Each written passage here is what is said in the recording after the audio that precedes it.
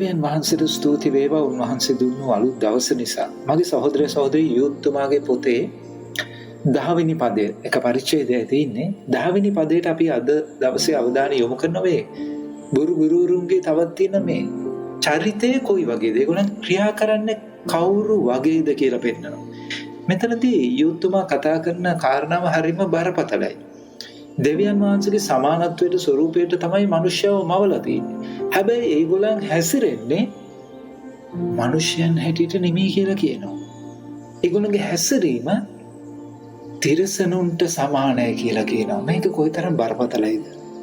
10 වෙනි පදයට අවධානය යොමු කරනවා. ඒකට මෙහෙම කියනවා. නමුත් මොහු තමුන් නොදන්නා කොයි දෙයකටත් නිඳා කරති. නුවණ නැති තිරසනුන් ලෙස ජන්ම ගතිය නොඋන්ට තේරෙන මේ දේවලින් තුමෝම විනාශ කරනු ලබන්නෝය. බලන්න මගේ සහෝදරය සහෝදරී, දන්නේ නැති දේවල් වලට නිඳා කරනවා කියලා කියනවා. දැන් බයිබලයේ අපිට කියන්නේ යමක් හොයලා බලලා ඒක විනිශ්චය කරන්න කියලානේ. යමක් හොයලා බලන්න තියෙනවා. නැත්තම් යාකෝබ්තුමා කියනවා ඇසීමට ඉක්මන් වෙන්න, කතා කරන්න උදහස් වෙන්න, ප්‍රමාද වෙන්න.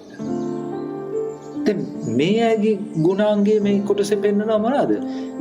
ඒගොල්ලන් හැම දෙයකම අගෞරවය කරනවා. දන්නේ නැති දේවල් වලට. දැනගැන්ම නැතිකම නිසා ඒගොල්ලන් මුලා වෙලා ඒගොල්ලන් අනිත් අයවත් මුලා කරනවා.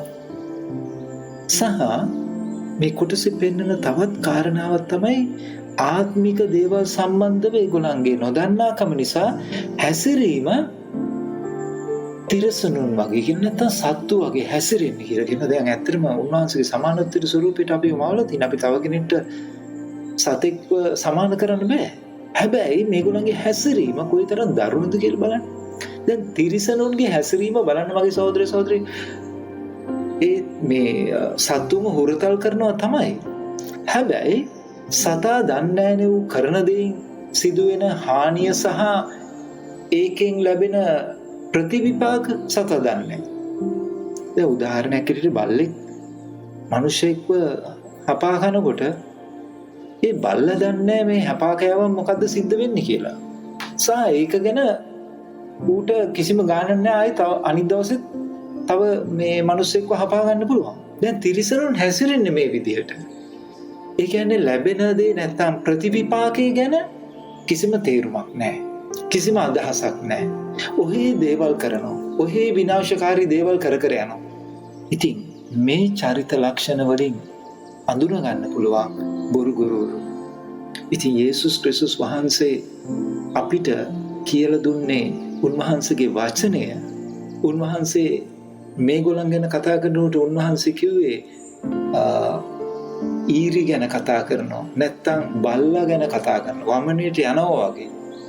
දැන් මේ දේවල් පාවිච්චි කරනවා මේ යුත්තුමත් පෙදුරුතුමත් කතා කරනවා මේගොල්ලන්ගේ චරිතය ගැන පෙන්නන්න. ඉතින් කොච්චර භයානක චරිතයක්ද ඒගොල්ලන්ට තියෙන්නේ. ඉතින් අපි මේ දේවල් දකිනකොට අපි ඒගොල්ලන්ගෙන් ආරක්ෂා වෙන්න. ඔබට ජේසුස් පිටේ සුබ දවසක්.